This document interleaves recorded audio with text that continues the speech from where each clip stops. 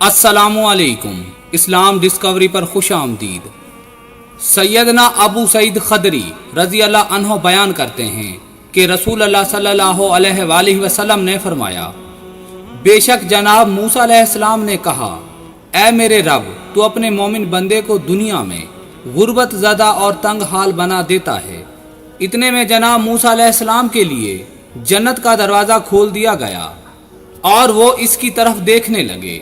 फिर अल्लाह ताला ने कहा, ऐ मूसा, ये जन्नत मैंने इसी मोमन के लिए तैयार की है।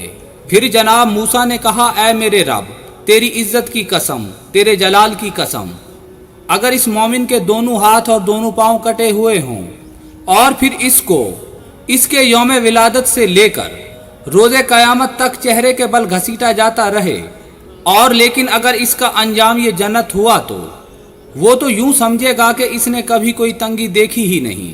फिर मूसा अलैहिस्सलाम ने कहा, ऐ मेरे रब, तूने अपने काफिर बंदे के लिए दुनिया में बड़ी वुसअत पैदा की है। इतने में मूसा अलैहिस्सलाम के लिए जहन्नम की तरफ एक दरवाज़ा खोला गया और इनसे कहा गया, ऐ मूसा, ये जहन्नुम मैंने इसी काफिर के लिए तैयार की है। मूसा अलैहिस्सलाम ने कहा, ऐ मेरे रब, तेरी इज्जत और जलाल की कसम, अगर इसको इसके यौम तख्लीक से रोज़े क़यामत तक पूरी दुनिया दे दी जाए लेकिन इसका अंजाम ये हो तो वो तो यूं समझेगा कि इसने कभी कोई भलाई नहीं देखी।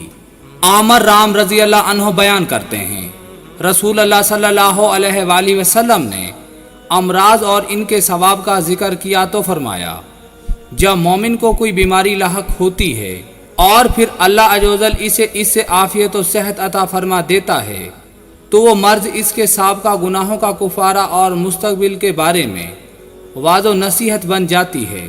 और जब मुनाफिक बीमार होता है फिर इसे आफियत अता कर दी जाती है तो वो इस ऊँट की तरह होता है जिसे इसके घर वालों ने बांध रखा हो और फिर इन्होंने इसे छोड़ दिया हो।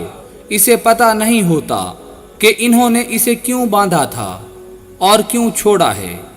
किसी शख्स ने अर्ज़ किया, अल्लाह के रसूल, बीमारियां क्या होती हैं? अल्लाह की कसम, मैं तो कभी बीमार नहीं हुआ। आप सल्लल्लाहु अलैहि वसल्लम ने फरमाया, हमारे पास से चले जाओ, तुम हम में से नहीं हो। हजूर ने फरमाया, अल्लाह उस शख्स के चेहरे को तरोताज़ा रखे जिसने मेरे से कोई हदीस सुनी, फिर जैसे सुनी वैसे उसे आगे पहुंचा दिया।